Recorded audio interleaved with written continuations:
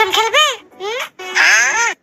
আরে এই শ্রুতি, কি হচ্ছে এটা? এহে রাহা নেই যাতা। তাহলে কাস্টমটা বাড়িয়ে ফেলি।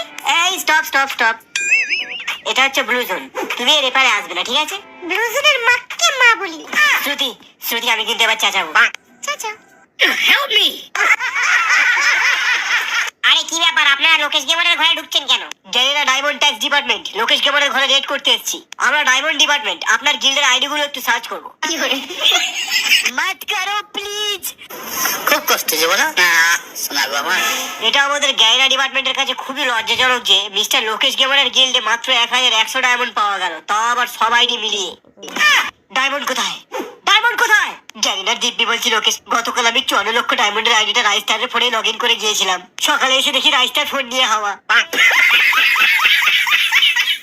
এস গেমিং, শালাকে তুলে নিয়ে আয়, যেখান থেকে পারিস ওকে ধরে নিয়ে আয়। গুড মর্নিং লোকেশ, এদিকে আয়। আমার সঙ্গে 3 নম্বরই। আইডি কোথায়? No no. আপনার আইডিটা আমি এয়ার ড্রপে লুকিয়ে রেখেছি, দাঁড়ান পারছি। কুছবি। এই নিন আপনার 1 কোটি টাকার রিডিম কোড, আর এতে আছে আপনার 54 লক্ষ টাকার আইডি। আমি কিলচের হতে পারি, কিন্তু বেইমান নই স্যার। রাইস্টার ডায়মন্ডটা বড় কথা নয়, তুই আমার আইডি বাঁচিয়েছিস। তোকে রাগের মাথায় লল দেখিয়ে কিক করেছি, তুই ভুলে যা। একটা কথা বল না বাবা, তুই হঠাৎ করে এত কাস্টম কি করে পেলি? বলছি বাবু ভাই, বলছি। আরে বাবু ভাই, আমার কাছে 40টা নোবরা আইডি ছিল, ওইগুলো তোমার গিল্ডে ঢুকিয়ে দিয়েছি।